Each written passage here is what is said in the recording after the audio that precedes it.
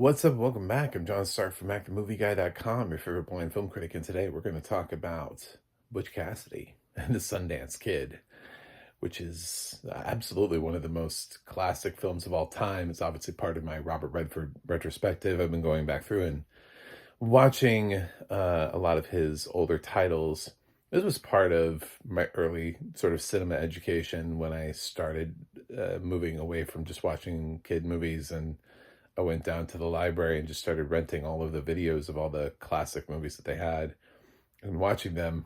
So it's been a hot minute since I've seen Butch Cassidy and the Sundance Kid, but I have seen this movie before when I was like 12 or 13. So do I look 12 or 13 to you? No. And obviously I've used to be able to see and now I can't, so it's a totally different experience, but um it's still like a blast. Like, this is one of those movies that I really enjoyed watching. That was a film classic that even when I was a kid, going back through and watching films like this and Bridge on the River Kwai and basically every Hitchcock movie I saw, films like Patton, I'm trying to think of all the things that I got just down in the library.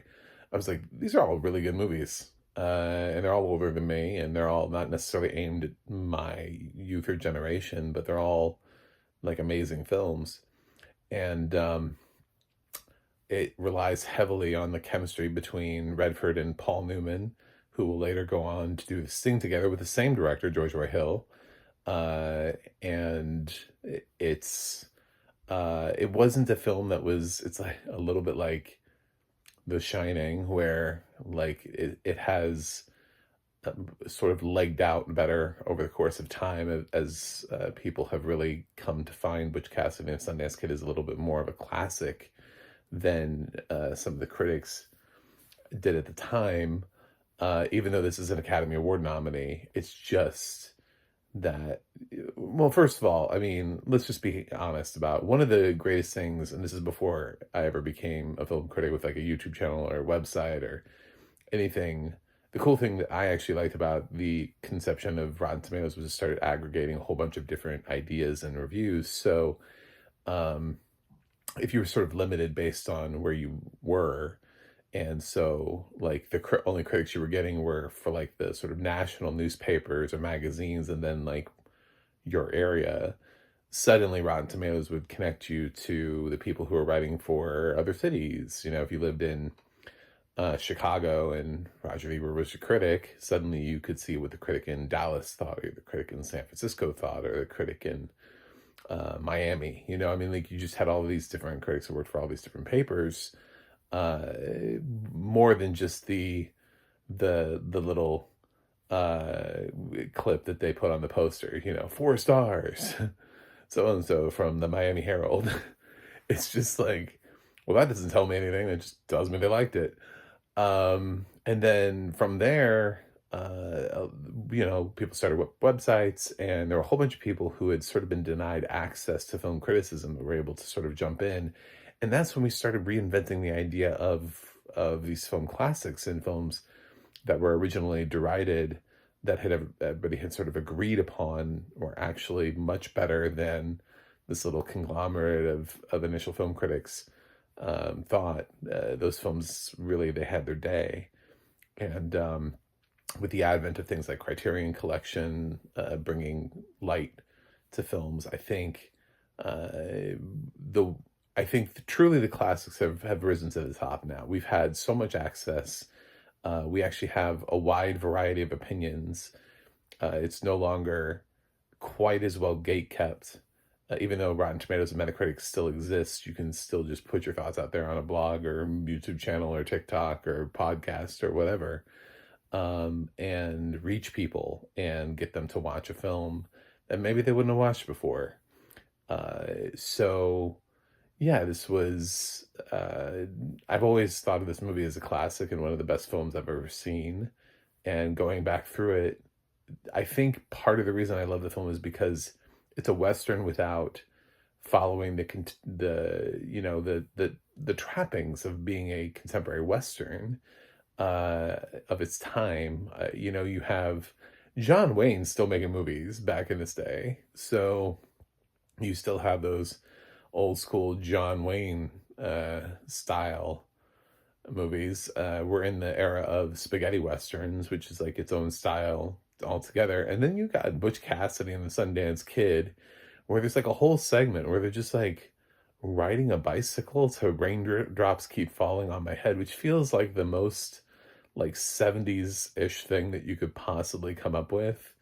Like if this if this film is scored by or I should say if I'm trying to think of if The Good, the Bad, and the Ugly, instead of being uh having its classic uh score, was instead Simon and Garfunkel, or I guess if Open Range, you're sitting there watching Kevin Costner, Robert Duvall, and them betting in Open Range, and Death Cab for Cuties, I Will Follow You Into the Dark just suddenly starts playing, and you're like, what? What is this? It feels so contrasting and contrarian to the style that it evokes its own completely unique experience. Like you're watching something different, which is the auteur style that you get from directors. It's what Tarantino brings to The Hateful Eight. It's his appreciation for the Western while also bringing his own unique style to the Western. So it's both. It's him showing and being like, well, yes, I love this type of film, but I also have my own specific way of doing things. And I think George Roy Hill really set out with Butch Cassidy and Sundance Kid to do both, make a fantastic Western that was wildly entertaining with probably the most two likable leads at the time, and also do something different and stand out from the crowd and not just make another Western. Because if we're being honest, there are a lot of Westerns out there from back in the day. We don't make them that much now, so they stand out more when we do them. But back in the, I would say pre-1970, Westerns were like easy, dime a dozen, and Western TV shows, were pretty easy, and Gunsmoke ran forever. I mean, it was just, people loved their Westerns, but they loved them in a certain way. So to kind of poke at it and pull at the thread a little bit, but not completely shake up the model and completely take you away from the experience. These are still very much outlaws. It's just a different approach. It's almost like a romantic look at Butch Cassidy and Sundance Kid. Not that suggesting anything between the two of them, but in the same way that like the musical Bonnie and Clyde does, right? We always romanticize the relationship between Bonnie and Clyde, but when you actually sort of read historically about what they did, it's not quite as Romeo and Juliet as you may think it is. It's not quite the happy story. I think the Warren Beatty movie from around the same time period captured a little bit more of the actuality and the violence of the whole situation. And sometimes we tend to romanticize it a little bit more, make it a little bit sexier than. And always, if you've ever seen, again, for my side of days, I'm sorry, but if you've ever actually seen pictures of Bonnie Parker and Clyde Barrow, they were not attractive people, but we always make them played by attractive people, which is kind of hilarious. So, with Butch Cassidy and the Sundance Kid, there's so many iconic moments here. And, yes, the score, the moments in the score, but that train explosion is great. And that's practical for the day. That's not a CGI train explosion. They blew a train up. They just went in there and, took some actual dynamite. And back in those days, probably some people were a little in danger, it was probably a little bit more dangerous than I thought, and actually blew that shit up on camera. So, and it's not a super serious movie. It's not like a depressing drama. It moves pretty quickly. It's only like an hour and 50 minutes, and it's got humor in it. When they're being chased at the end, and they're like, "Who are these guys?" I mean, it's great to see them continue to sort of move forward, and of course, the iconic jump, which is one of the most memorable moments I think in cinematic history, is sort of like the end of the film. But um, I just love this movie. I think it's a great movie. I think it's a classic movie, and I noticed immediately. Uh, I had I had my thoughts like when Robert Redford passed, because I mentioned this in some of my other Redford videos. I rent my stuff through the iTunes store. I don't know. Some of you do Google Play or Amazon or whatever. We all have our preferences, or Fandango at home, whatever. But at least with Apple, because they have the top 100, when a major actor passes away, their films populate the top 100, and it's interesting to sort of see what the population is gravitating towards at the time, and like which one of their films will rise to the top. And the one that rose to the top first was Butch Cassidy. I think right now it's Sneakers, and Butch Cassidy is number two. But I was kind of hoping, I had faith in humanity that it would be one of the classics, and it wouldn't be one of his newer films. That we always still have enough people out there that want to watch the older films, that want to get into the classics like Butch Cassidy and All the President's Men and The Sting, that it was going to be one of those three movies. One of the ones that I was a little disappointed that Ordinary People didn't quite go as high and crack the list, considering that's the film that he won the Oscar for as a director. But I guess people just wanted to see him on camera. So his directorial works, although A River Runs Through It, was in the top 100. So, whatever. Uh, Butch Cassidy, Sundance Kid, it's influential. It's everlasting too, because even if you haven't seen the film, when you kind of put that correlation together and you go, okay, let's 6 degrees this thing.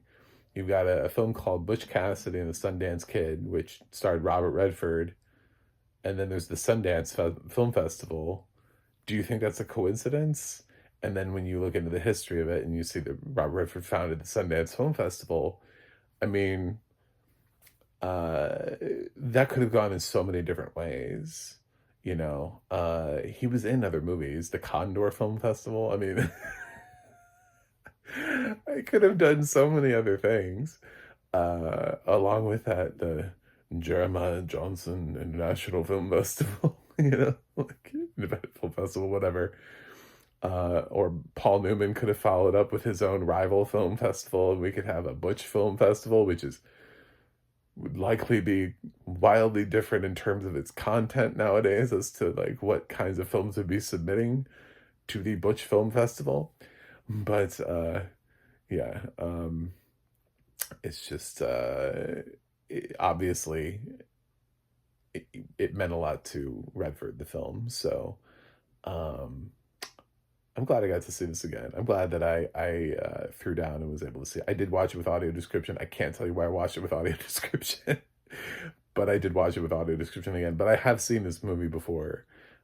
So it was, although it was so many years ago, that it was almost like a clean watch for me. Like I remembered some of it, and some of it came back to me as soon as it happened. And there's some of it that you've seen out of context over the years. It just gets played because it's that scene from the movie, whether it's the jump, or the bicycle, right? Like there are certain sequences that get played out of context, just in clips, that work regardless. So this also exists. I would say this existed in a time, obviously before PG-13. It's a PG-13 movie, but it's PG.